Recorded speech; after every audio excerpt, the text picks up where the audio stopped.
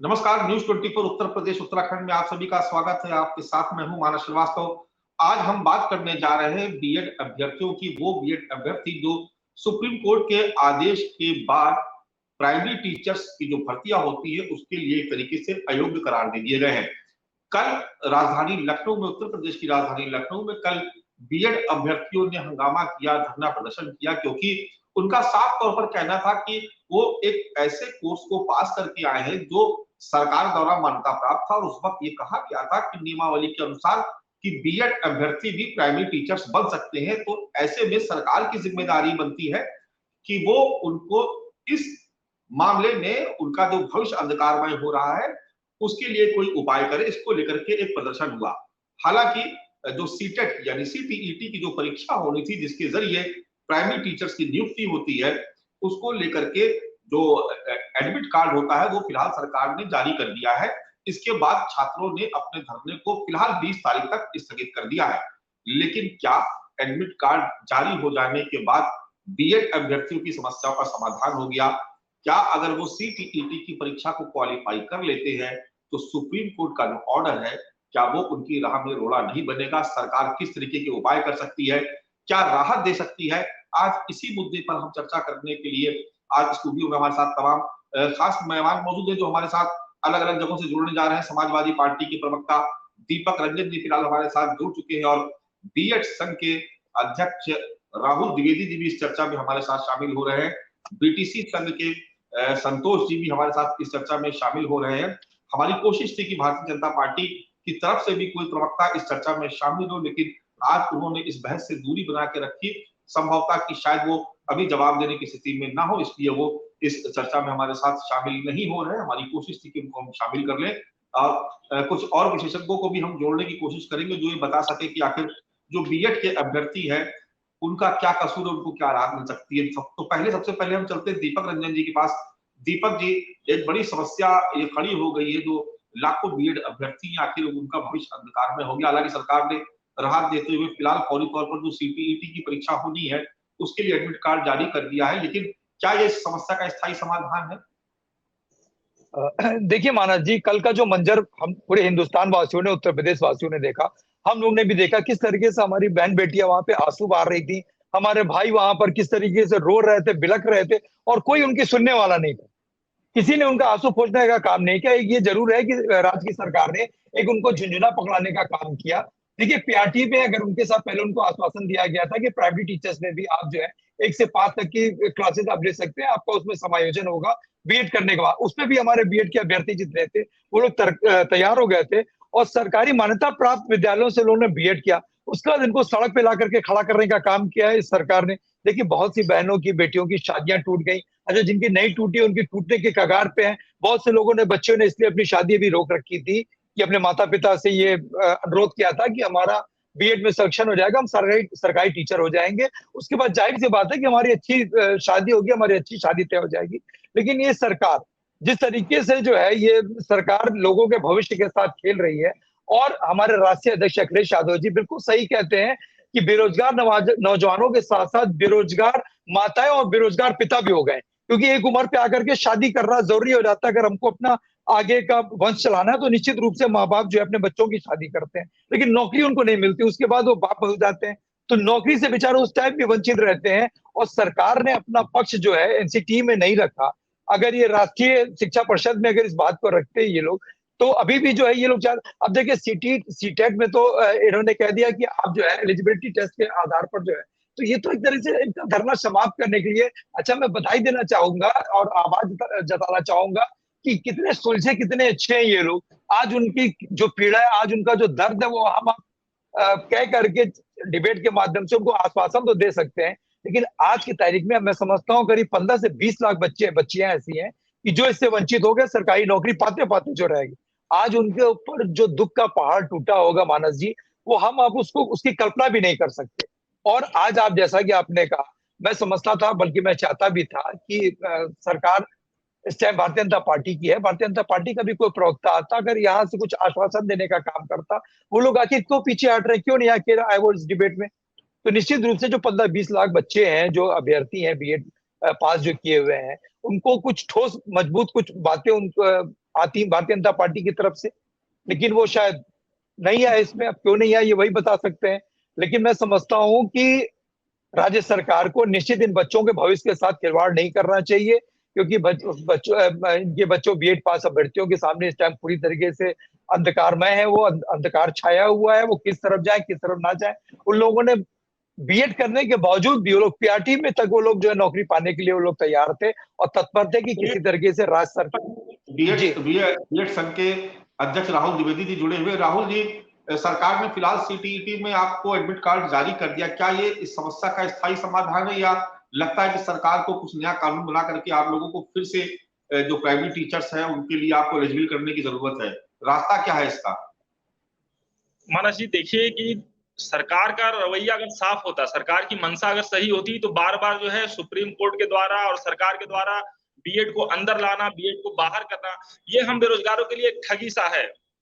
Admit card जो कि issue हो चुका है, सीटेट का एडमिट कार्ड इशू हो चुका है, हम परीक्षा देने जरूर जाएंगे, लेकिन उसके बाद उसका जो परिणाम होगा उस परिणाम से कोई मतलब नहीं है।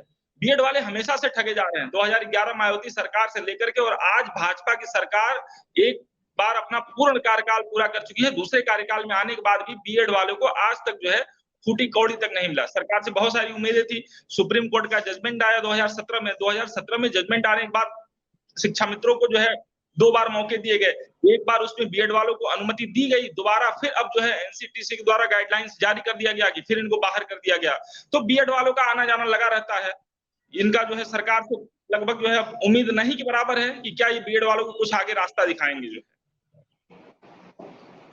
हेमंत तिवारी जी हमारे साथ जुड़ चुके हैं, वरिष्ठ पत्रकार। हेमंत जी, जैसा कि राहुल जी कह रहे हैं कि लगातार तमाम सरकारें आती जाती गई, लेकिन बीएड वालों के साथ हमेशा सौतेला व्यवहार किया जाता रहा, तो क्या ये वोटर नहीं है? क्या ये जो बेरोजगार है, क्या इनको जरूरत नहीं है रोजगार की? सरकार का जो रवैया है वो इतना दुर्भावनापूर्ण क्यों रहा है बीएड के जो अभ्यर्थियों के प्रति?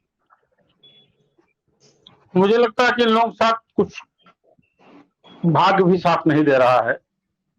सरकार भी इनको निग्लेक्ट करती है। और अभी एक फैसला मैंने सुना, वो राहुल जी बेहतर बता सकेंगे, कि प्राइमरी स्कूल की प्राध्यापकी में भी बीएड वाले लोग नहीं अपीयर हो सकते, ऐसा कोई फैसला आया था, मुझे लगता है अभी कुछ दिन पहले। तो ये तो दोहरी मार है। अब अदालत की बात पर तो कुछ कहा नहीं जा सकता, लेकिन सरकारों की ये नैतिक जिम्मेदारी होती है कि अगर इतनी बड़ी संख्या में, देखिए बीएड क्या है, बीएड आपके ग्रेजुएशन या पोस्ट ग्रेजुएशन करने के बाद शिक्षण कार्य संबंधी एक ऐसी डिग्री है जिसकी वर्षों से मान्यता है और विधिवत उनको एक प्रोफेशनल के तौर पर देखा जा सकता है अध्यापन के क्षेत्र में। तो अगर इस योग्यता के साथ इतने लोग हैं, तो स्टेट गवर्नमेंट की जिम्मेदारी बनती है कि उनके लिए कोई ऐसा सम्यक उपाय ढूंढे कि उनको रोजगार मिल जाए। और इस वक्त तो जरूरत भी है, पढ़ाई पर सरकार का फोकस है, और पढ़े लिख करके बेरोजगार बन करके टहले आकर के यहाँ प्रदर्शन करें, जा करके सांकेतिक तौर पर भीख मांगे, इस तरह की कार्य करें, ये अपेक्षित नहीं होता है। तो जागृति तो इसमें कोई शक नहीं कि उनके साथ हो रही है, और ये दर्द उन्हीं को पता होगा। अभी देखिए उनके प्रति बात कर रहे थे, उनकी बातचीत के अंदाज से आपको लगा होगा कि उनके भीतर कितना फ्रस्ट्रेशन है, कितना गुस्सा है। तो गवर्नमेंट को थोड़ा आगे आना चाहिए। जी जी हेमंत जी, एक बार जरा सा हमारे साथ संतोष तिवारी जी भी जुड़ गए हैं, टीसी शिक्षा वेलफेयर परिषद के प्रदेश अध्यक्ष हैं। संतोष जी, आपका चर्चा में बहुत स्वागत है। आप शायद बता पाएंगे बेहतर तरीके से कि जिस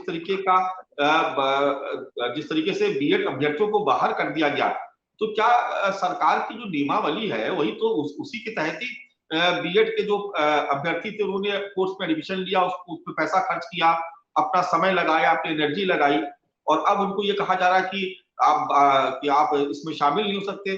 बीटीसी अभ्यर्थी की तरफ से आपको पता ही होगा कि राजस्थान में के जो याचिकाकर्ता थे उन्होंने सुप्रीम कोर्ट तक वो गए थे राजस्थान हाई कोर्ट के फैसले के खिलाफ, उसके बाद ये फैसला आया।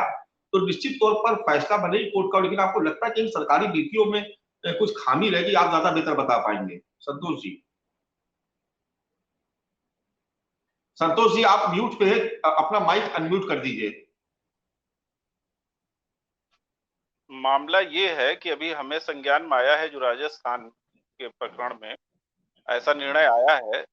आपको बता दें उत्तर प्रदेश में लगभग 5 लाख अध्यापक है बेसिक में, लगभग 2.5 लाख टीचर जो है बीएड के थ्रू आया है, मतलब हाई क्वालिफाइड है, उनको 6 महीने की विशिष्ट बीटीसी की ट्रेनिंग दी गई है और अच्छे ढंग से सेवारत हैं। और आज आप मान लीजिए कि लगभग देश में लाखों ऐसे हैं बीएड बेरोजगार, इसी को लेके बीएड डिग्री इन्होंने प्राप्त की है कि हमें नौकरी मिलेगी प्राइमरी टीचर में। लेकिन दुर्भाग्य है, पूरा इसमें स्पष्ट है सरकार का लचीलापन, इसका स्पष्ट कोई पैरवी इन्होंने की नहीं है और इसका परिणाम यह है कि जो बेरोजगार यहाँ पे लाखों हैं, इन पर कुठारघात पहुंच रहा है। सरकार अगर अच्छे ढंग से इसकी पैरवी कर दे तो निश्चित रूप से ये समस्या नहीं आती। आपको बता दें कि ये नियमावली बनाई गई थी, आज नहीं है, 1999 से जब माननीय कल्याण सिंह मुख्यमंत्री थे तो सबसे पहले 21,000 बीएड बेरोजगारों को उत्तर प्रदेश में विशिष्ट बीटीसी के तहत ट्रेनिंग करके 6 महीने प्राइमरी टीचर नियुक्त किया गया था। देश में सबसे पहले यही व्यवस्था 1999 में हुई थी। इसके बाद 2004 में 46,189 अध्यापक बनाए गए, फिर 69,000, मतलब आज जो भी भर्तियां मैक्सिमम हो रही हैं उसमें 50% से ज्यादा बीएड बेरोजगार लोगों को ही बेसिक में टीचर की नियुक्ति दी जा रही थी। लेकिन दुर्भाग्य है सरकार ने सही पैरवी नहीं किया, सही नियमावली नहीं कोर्ट को संज्ञान में लिया, तो निश्चित रूप से ये फैसला बीएड बेरोजगारों के विपरीत आया है। सर एक चीज और जानना चाहते हैं कि क्योंकि सरकार ने बीएड अभ्यर्थियों को जो सीटेट की परीक्षा होगी उसके लिए एडमिट कार्ड जारी कर दिया है, अगर वो सिलेक्ट होते हैं तो क्या वो उनको बाद में नौकरी मिल सकती है या सुप्रीम कोर्ट का जो ऑर्डर है वो उस वक्त आड़े आएगा? देखिए अब जब सुप्रीम कोर्ट का ऑर्डर आ गया है तो निश्चित रूप से इसमें विसंगत पैदा हो गई है। अब सरकार को इसमें रिव्यू पिटीशन दाखिल करनी चाहिए और पूरा जब इन्होंने बाइलाज बनाया है स्पष्ट बीएड वालों को समकक्ष बीटीसी के, तो अब इसको स्पष्ट अगर रिव्यू पिटीशन दाखिल करेंगे सुप्रीम कोर्ट में तो ये पक्ष में निर्णय आ सकता है। लेकिन सरकार बेरोजगारों को जितना शोषण कर रहेगी उसको हमारी समझ में मजा आता है, इसीलिए इसकी पैरवी ये ढिलाई स्पष्ट दिखाई पड़ रही है। दीपक रंजन जी, उत्तर प्रदेश में बीएड बेरोजगारों का मुद्दा क्या बड़ा सियासी मुद्दा बन सकता है? आपके लिए तो एक अच्छा अवसर है ये। नहीं, देखिए हम इसमें हम अवसर नहीं कोई तलाश रहे हैं, हमारी पूरी संवेदना हम पूरी तरीके से बीएड अभ्यर्थियों के साथ है। आज उनके साथ जो हो रहा है, आपको क्या लगता है आज आपकी डिबेट में सरकार की कोई नुमाइंदगी नहीं है, सरकार का कोई व्यक्ति इसमें नहीं शामिल है, तो मेरी पूरी संवेदना पूरी तरीके से हम लोग इसमें देखिए, इसमें कोई राजनीति करने की कोई बात नहीं है। आज उन अभ्यर्थियों के ऊपर, उन बीएड पास के ऊपर जो है, जो उनके ऊपर गुजर रही है, संतोष भाई ने बिल्कुल सही कहा कि अभी देखिए, और राहुल भाई ने बिल्कुल सही कहा कि सीटेट के इन्होंने इनको एडमिट कार्ड तो दे दिया, और अभ्यर्थियों ने भी जो है, बीएड पास वालों ने भी है, जो आंदोलनरत जो कल थे, उन्होंने 20 तारीख तक का अल्टीमेटम दिया, 20 तारीख तक का टाइम दिया। तो आगे क्या होगा क्या नहीं होगा, क्योंकि पूर्व में अगर सरकार चाहती, जैसा कि संतोष भाई ने बताया, पूर्व में सरकार चाहती अगर कायदे से जो है कोर्ट जाती और अपना पक्ष रखती कायदे से, तो आज जो बीएड अभ्यर्थी जो इस तरीके से बेचारे भटक रहे हैं, जो उनके ऊपर जो गुजरी है वो इनके ऊपर ना गुजरती। और मैं तो अभी सरकार को कोई आपकी चैनल के माध्यम से पूछना चाहता हूँ सरकार के लोगों से कि कितने प्राइमरी विद्यालय लोग बनाए? क्या ऐसा धोखा खाने के बाद शिक्षा के क्षेत्र में कोई शिक्षक बनना चाहेगा? कोई नर्सिंग में जाना चाहेगा, कोई मैकेनिज्म में जाना चाहेगा, कोई किसी फील्ड में जाना चाहेगा? और जब तक हमारा हिंदुस्तान लिटरेट नहीं होगा, हमारा हिंदुस्तान कभी विकसित हो ही नहीं सकता। ये और बड़े बुजुर्ग उत्तर प्रदेश में शिक्षकों के लाखों पद खाली पड़े, हेमंत तिवारी जी, हेमंत तिवारी जी के पास चलेंगे दीपक भाई। हेमंत जी, हेमंत जी, आपने देखा कि जब अखिलेश यादव की सरकार थी, शिक्षा मित्रों का एक बड़ा मुद्दा उस वक्त था, और बाद में उसको समाजवादी पार्टी की सरकार ने पूरा भी किया। उस वक्त मुझे याद है कि नेताजी भी जीवित थे और उन्होंने मन से वादा किया था कि वो शिक्षा मित्रों को रेगुलर करेंगे, और बाद में उन्होंने किया भी। लेकिन बाद में आपने देखा कि वो कोर्ट चले गए कुछ दूसरे पक्ष के लोग, और उसके बाद वहां पर भी ये आरोप लगा कि लेटर पैरवी की वजह से शिक्षा मित्रों को का जो सहायक अध्यापक की जो नियुक्ति थी वो बाद में उनको खारिज किया गया। आपको क्या नहीं लगता है कि उत्तर प्रदेश में जो चाहे बीएड बेरोजगार हो या दूसरे बेरोजगारों के तमाम अलग अलग वर्ग है, आपने देखा डिप्लोमा धारक तमाम वर्षों तक धरना देते रहे, अलग अलग सेक्टर में तमाम से लोग हैं जिन्होंने सरकारी डिग्री हासिल की, डिप्लोमा कोर्सेज की, उसके बाद उनको रोजगार नहीं मिल पाया। आपको लगता है कि ये भी एक बड़ा चुनावी मुद्दा बन सकता था, लेकिन आमतौर पर जो सियासी दल है उनकी रुचि इसमें बहुत ज्यादा रहती नहीं है, इसलिए इन लोगों को भी इनाम नहीं मिल पाता। इनकी जो समस्या है वो उत्तर प्रदेश में कोई बड़ा चुनावी मुद्दा नहीं बन पाता है। हेमंत जी, देखिए ऐसा है, रोजगार मिल देना सरकार का कार्य है और ये उन युवाओं के लिए जिनको नौकरी की तलाश है वो यही अपेक्षा रखते हैं। अभी जो प्रकरण चल रहा है इसमें तो सरकार को तो एक बड़ा सेफ एंड मिल गया कि साहब अदालत का फैसला है, सर्वोच्च अदालत का फैसला है, इसमें हम क्या कर सकते हैं। लेकिन सवाल खाली एक सरकार से नहीं, सारी सरकारों से है कि अगर इस प्रदेश में, खाली उत्तर प्रदेश में मोटा मोटे जो बताया जाता है कि 20 लाख के आसपास बीएड और जो डिप्लोमा करके 17 लाख बीएड अभ्यर्थी है बेरोजगार। बीएड और उनके साथ जिन्होंने डिप्लोमा इन एजुकेशन किया है उनकी बात जोड़ करके बता रहा हूं जी, 20 लाख, तो करीब 20 लाख के आसपास से संख्या आती है। आप सोचो, एक प्रोफेशनल कोर्स करके किसी प्रदेश में 20 लाख नौजवान भटक रहा है, कब तक भटकेगा? आप सपा को गाली दो, सपा आपको गाली दे, वो बसपा को गाली दे, वो उनसे लड़े, वो इन पे इल्जाम लगाएं, लेकिन जिसने बाकायदा पढ़ाई की है, फीस भर के पढ़ाई की है, समय दिया है, आकांक्षाएं हैं, उम्मीदें हैं, पूरी पूरी नस्ल इस तरह से भटक रही है, इसके लिए कौन जिम्मेदार? इसको सरकार ही जिम्मेदार। मैं किसी एक सरकार को नहीं कह रहा हूं। आज ये तो तादाद 20 लाख हम आप गिन रहे हैं मानस जी, बहुत बड़ी संख्या होती है। और आपने ठीक कहा कि ये बेचारे अपने हद तक विरोध प्रदर्शन कर सकते हैं, लेकिन हमारे राजनीति के जो खिलाड़ी हैं वो भी इनको इशू कभी नहीं बना पाते। कभी चर्चा होती है लेकिन दबके रह जाती है। ये मामूली बात है, किसी प्रदेश में करोड़ों की तादाद में लोग बेरोजगार रहे, कुछ उसका उद्यम ढूंढा जाना चाहिए। तो अल्टीमेटली ये जिम्मेदारी तो सरकार की होती है, वो चाहे सरकारी क्षेत्र में चाहे निजी क्षेत्र में इस तरह के अवसर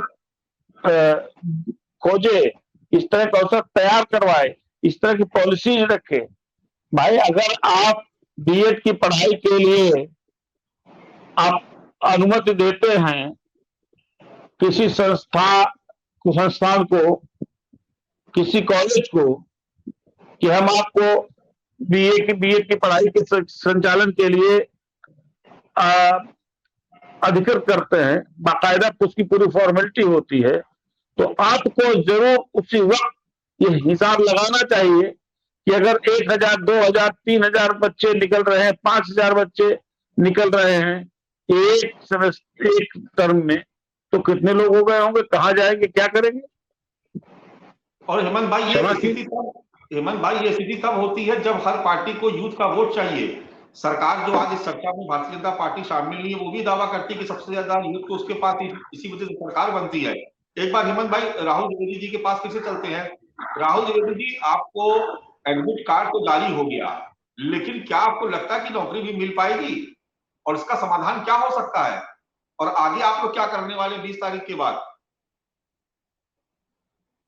संतोष जी आप देखिए म्यूट पे, मुझे लग रहा है कि आवाज आपकी नहीं आ रही है, म्यूट है आपकी डिवाइस। जी आप बोलिए, आवाज आई आपकी। एडमिट कार्ड जारी करने से समस्या खत्म नहीं हो रही, समस्या और पैदा हो रही है, क्योंकि जो यूपी टेट का तो अभी रोक दिया है एडमिट कार्ड, सीटेट वाले कई लोग इसको क्वालिफाई कर चुके हैं और लिए इसको कहाँ इस्तेमाल करेंगे आप बताएं।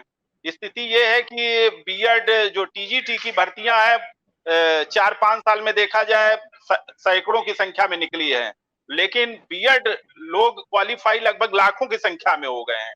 केवल उनका उद्देश्य ये मात्र था कि हमको प्राइमरी की नौकरी मिल जाएगी सरल ढंग से, लेकिन दुर्भाग्य है जब सरकार ने पैरवी नहीं की, सुप्रीम कोर्ट ने इस पे भी रोक लगा दी। अब कोई रास्ता, लगभग बीएड जो बेरोजगार है इनके पास कोई रास्ता नहीं बच रहा है।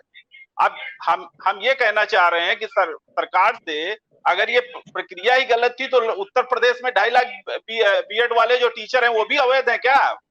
सरकार को अपनी सही ढंग से पैरवी करनी चाहिए, पुनर्विचार याचिका सुप्रीम कोर्ट में दाखिल करनी चाहिए।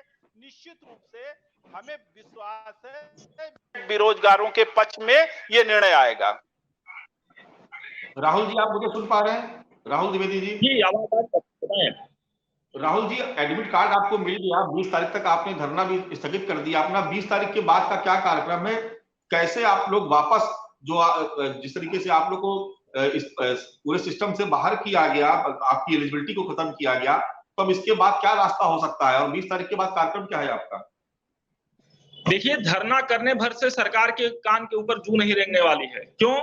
क्योंकि जो है लाखों शिक्षकों की पद जो है आज उत्तर प्रदेश में प्राथमिक विद्यालय में खाली है। नई शिक्षा नीति आने के बाद हर एक विद्यालय में एक शिक्षक की जो है हर एक विषय के लिए, मतलब 5 अगर कक्षाएं हैं तो 5 शिक्षक का एक विद्यालय में होना अनिवार्य है। इतनी बड़ी संख्या में भर्ती खाली होने के बाद सिर्फ एक बीएड बेरोजगार जो है एक सरकार का मोहरा बन के रह गया है। जैसे ही चुनाव नजदीक आता है, कुछ न कुछ ऐसा सिफूगा ला दिया जाता है। देखिए राहुल जी, अदालत पे कोई टिप्पणी इसलिए नहीं की जा सकती क्योंकि देखिए कोर्ट हमेशा ये कहती है कि उसके सामने एविडेंस या नियमावली आनी चाहिए। जो कानून की धारा है, जो सरकार कानून बनाती है, उसी का परीक्षण करती है। वो बहुत कुछ डिपेंड करता है कि सरकार वहां पर पैरवी कैसे कर रही है, सरकार अपना पक्ष कैसे रख रही है।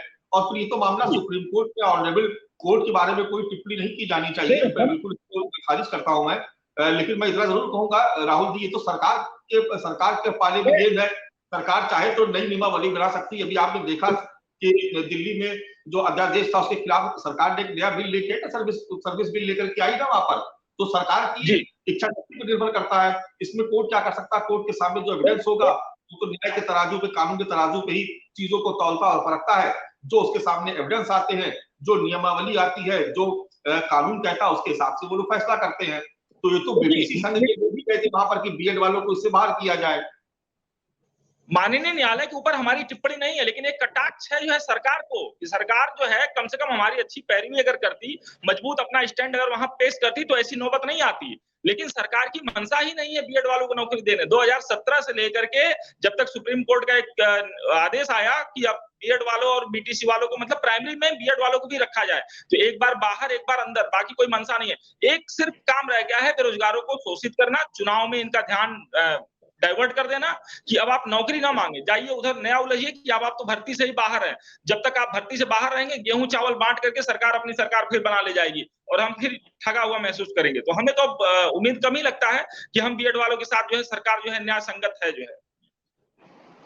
दीपक रंजन जी, चुनावी मुद्दा बनाएंगे इसको अपने? बिल्कुल है। देखिए आपने पीडीए का तो 11 बिंदु जारी कर दिए, बेरोजगारों के लिए भी कुछ आवाज उठाएंगे? देखिए, शिक्षकों के साथ, शिक्षा मित्रों के साथ सदैव समाजवादी पार्टी खड़ी है। और देखिए कल मानस जी, कल जिस तरीके से इनके प्रोटेस्ट में बहन बेटियों को और भाइयों को रोते बिलखते देखा, हर उस आदमी का कलेजा पसीज गया होगा जिससे उन लोगों को रोते बिलखते आंदोलन करते देखा होगा। उनकी बीएड वालों की यही मांग है कि एनसीटी में इनकी बात जो वहां तक पहुंचाई जाए, एनसीटी के माध्यम से फिर ये लोग रीअपील में जाए। और आपके चैनल के माध्यम से मैं बार बार ये कहना चाहता हूँ, राज्य सरकार में बैठे जो है इनके कान में जू नहीं रेंग रही है, मैं उनसे बार बार ये अपील और दरखास्त करना चाहता हूं कि इन लोगों के भविष्य के साथ खिलवाड़ ना करें और माननीय सर्वोच्च न्यायालय में रीअपील में जाकर के पहले तो इनकी जो मांग है उसको एनसीटी तक पहुंचा दें। उसके बाद उस माध्यम से ये जाए। जी दीपक जी, कोई मामला नहीं है। सरकार जब अगर बीएड जब तक अंदर था तब तक अगर सरकार की मंशा होती तो भर्ती कर चुकी होती, लेकिन सरकार को उसकी मंशा नहीं थी। जी है ना, सरकार को भर्ती करना नहीं है। बड़ी फौज खड़ी हुई है वालों की। मैं बार बार मानस यही कहना चाहता हूं, कल इनके सरकार ने इनको सीटेट का इन्होंने झुंझुना पकड़ाया, उसके बाद इन्होंने बड़े भलमानसाहत के साथ इन्होंने अपना धरना प्रदर्शन वापस ले लिया। सरकार पर इन्होंने विश्वास कर लिया, लेकिन क्या फिर सरकार इनके विश्वास पे खरी उतरेगी कि नहीं उतरेगी? क्या फिर इनके साथ विश्वासघात तो नहीं करने का काम करेगी? देखिए, मुद्दा समाजवादी पार्टी या विपक्ष को इसमें मुद्दा नहीं खोज रही है, लेकिन इतना जरूर है कि समाजवादी पार्टी पूरी तरीके से बीएड छात्रों के, बीएड वालों के साथ है, शिक्षा मित्रों के साथ है। और जो भी क्योंकि हमारे नेता आदरणीय दिवंगत नेताजी माननीय मुलायम सिंह यादव जी खुद शिक्षक रहे, तो शिक्षकों का दर्द समाजवादी पार्टी से बेहतर कौन समझ सकता है? इसलिए मैं सरकार से हेमंत भाई, ये भी एक बहुत बड़ा सवाल है कि आप देखें कि देश के जितने भी बड़ी सियासी हस्तियां रही हैं, हम उत्तर प्रदेश की बात करें चाहे देश के पैमाने की बात करें, शिक्षा के क्षेत्र से बहुत सारे बड़े कद्दावर नेता निकल करके सामने आए। तो नाम गिनाने बैठेंगे तो बहुत वक्त लग जाएगा। बावजूद इसके जो शिक्षकों की भर्ती, उस पर आप देख रहे हैं कि लगातार उनको किसी ना किसी रूप से, किसी न किसी तरीके से उनको तमाम तरह की प्रताड़नाएं झेलनी पड़ी, चाहे वो कानूनी तौर पर हो या फिर रोजगार का संघर्ष हो। आज भी आप देख रहे हैं कि शिक्षकों के तमाम पद खाली पड़े, भर्तियां हो नहीं पा रही, सड़क पे तमाम बीएड बीटीसी के बेरोजगार घूम रहे हैं। तो आपको नहीं लगता है कि ये जरूरत है देश में इस तरीके का माहौल बनाया जाए और शिक्षा को भी एक मुद्दा बना करके, शिक्षकों की भर्ती को भी एक मुद्दा बना करके, जैसे हम लोग बात करते हैं गन्ना किसानों के बकाये की, सरकार पे इतना दबाव पड़ा कि पूरा बकाया लगभग भुगतान हो चुका, 300-400 करोड़ बामुश्किल बचा, भी पिछले दिनों में आंकड़ा देख रहा था। शिक्षकों की भर्ती इतना बड़ा मुद्दा नहीं बन पाती है कभी भी किसी भी चुनाव में। हेमंत भाई, ईपी में कोई दिक्कत रही होगी।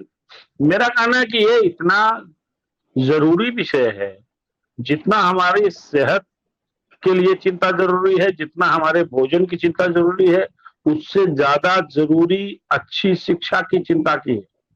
और सारी सरकारों का फर्ज होता है कि शिक्षा के विषय में बेहतर फैसले ले, लेकिन पिछले 10, 15, 20 वर्षों से देखने को आया है कि जब शिक्षकों की भर्तियों का मसला आता है, या तो ये भी सही है कि सब के सब 100% दुरुस्त नहीं है, कहीं अनर्ह लोग भी आ जाते हैं, ठीक है, उसकी क्वालिटी आप चेक करिए, लेकिन स्कूलों में जगह खाली है, हजारों की तादाद में बेरोजगार घूम रहे हैं। तो एक ऐसा मैकेनिज्म डेवलप करना चाहिए किसी भी सरकार को, जो स्टेट गवर्नमेंट है, कि उनको भाई कुछ ना हो, आप एक टेस्ट करते हो, उस टेस्ट में बैठे जो लोग उसको पास करें, या इंटरव्यू हो, उनको आप सिलेक्ट करिए, बेहतर पढ़ाई कराएं, टीचर्स की कमी हो दूर हो। तो ये तो एक लगातार चलने वाला विषय है, और जिस पर जो विषय लगातार चलता है उस पर बड़ी अस्थायी सोच किसी भी गवर्नमेंट की होनी चाहिए। लेकिन दुर्भाग्य है कि कोई भी सरकार हो, इस तरह की स्थितियां, परिस्थितियां कि बीएड करके, बीटीसी करके हजारों की संख्या में लोग कभी सिर मुड़ा रहे हैं, कभी वो तसला लेकर के भीख मांग रहे हैं सांकेतिक तौर पर विरोध करने के लिए, कभी क्या कर रहे हैं, कभी डंडे खा रहे हैं, लाठी खा रहे हैं। तो यह स्थिति किसी भी लोकतंत्र में बहुत शोभनीय नहीं होती है। इसके बारे में बहुत ही गंभीरता से विचार करना चाहिए। और आपने जो कहा, आपने सवाल जो कहा, बहुत बुनियादी सवाल है मानस जी, कि दरअसल जो चीज बिकती है इलेक्शन वगैरह में, राजनेता भी उसी को पकड़ते हैं बड़ी जोर से कि इशू बन जाएगा। दुर्भाग्य है कि इस तरह के विषय कभी मुद्दा बन ही नहीं पाए हमारे यहाँ चुनाव में, किसी चुनाव के पहले कोई न कोई तरीका उनको समझा दिया जाएगा, ये कर रहे हैं, वो कर रहे हैं, तो उनका जो भी विरोध प्रदर्शन वो अतीत में चला जाता है, तो ये इशू बन भी नहीं पाता। हालांकि आप सोचिए, समझने वाली बात है कि अगर 20 लाख इस तरीके के बेरोजगार हैं, तो 20 लाख तो एक घर के नहीं होंगे ना, अलग अलग घरों के होंगे। 20 लाख एक घर कम से कम 5 से 7, 8 लोगों से जुड़ा होगा, तो उनके घर, परिवार, रिश्तेदार सब कहीं न कहीं चिंता कर रहे होंगे कि लड़के ने बीएड किया है, एमएससी बीएड किया है, और उसके बाद इसको प्राइमरी की मास्टर नहीं मिल रही है। तो मतलब ये बात तो हजारों लोगों में जाती होगी, और कुल मिलाए तो करोड़ों लोगों में बात जाती है। तो पॉलिटिको इसको पकड़ते क्यों नहीं? पॉलिटिको इशू नहीं बनाते, हमने देखा है। आप देख डालिए पिछले 10 चुनाव के, आप मैनिफेस्टो पर डालिए, किस पार्टी ने बनाया इसको? नहीं बनाते हैं। तो यह तो चिंता राजनीति करने वालों को भी चाहिए, सत्ता शासन चलाने वालों को भी चाहिए। दूसरी बात, कोर्ट पर टिप्पणी कभी हमारे देश में अपेक्षित नहीं होती है। अभी मित्र ने थोड़ा कहा, क्योंकि कोर्ट से कौन मिली भगत करेगा भाई, कौन राजनेता जाकर मिली भगत करेगा, और जो करेगा उसको हम आप उसका कोई साक्ष्य थोड़े ला दे सकते हैं। हाँ, अगर कायदे से पैरवी नहीं हुई किसी भी विषय में, अब कोर्ट के सामने एविडेंसेस नहीं पेश किए गए, कोर्ट के सामने बढ़िया बहस नहीं हुई, तो कोर्ट जो देखेगा, जो उसका ग्रे एरिया देखेगा, उसी आधार पर फैसला करेगा। और उसने फैसला किया। और अब आप खुद देखिए कि उत्तराखंड सरकार तो विचार कर रही थी कि जैसे पहले उत्तर प्रदेश में बीएड वाले प्राइमरी स्कूल में रखे गए थे, वही पैटर्न को थोड़ा परिष्कृत करके उनको भरे। करीब 1.5 लाख ज्यादा, वहां भी छोटे से स्टेट में 1.5 लाख ज्यादा बेरोजगार है। लेकिन इस फैसले ने वहां भी धराशायी कर दिया लोगों के मंसूबों को, जो उनका परिश्रम था, जो उनकी इच्छा थी। तो इसको तो मैं खाली दुखद स्थिति कहूंगा, ये तकलीफदेह हालात है। चलिए हेमंत भाई, क्योंकि समय का अभाव है, इस बहस को यहीं पर विराम देना होगा। आप सभी मेहमान हमारे साथ इस खास चर्चा में शामिल हुए, आप सभी का बहुत बहुत शुक्रिया। तो आज हम बात कर रहे थे उत्तर प्रदेश में बीएड अभ्यर्थियों के प्रदर्शन की, जिनको लग रहा है कि अब उनका भविष्य अंधकारमय है और सरकार ही उनके लिए कुछ मदद कर सकती है। उनका जो भविष्य जो अंधकार की तरफ जाता हुआ दिखाई पड़ रहा है, अब सरकार के साथ सरकार ही एक उम्मीद की आखिरी किरण बची है कि अगर वो मदद करती है तो इन बीएड अभ्यर्थियों का जो अब एलिजिबल नहीं रहे प्राथमिक टीचर्स की नियुक्ति में, ऐसे में सरकार ही कोई कानून ला करके या सुप्रीम कोर्ट में रिव्यू पिटीशन दाखिल करके कानूनी तौर पर कोई मदद करके इनके भविष्य को बचा सकती है। आज इस चर्चा को यहीं पर विराम देना होगा। कल फिर किसी नए विषय के साथ आप सभी के सामने फिर से हाजिर होंगे। तब तक के लिए इजाजत दीजिए। नमस्कार।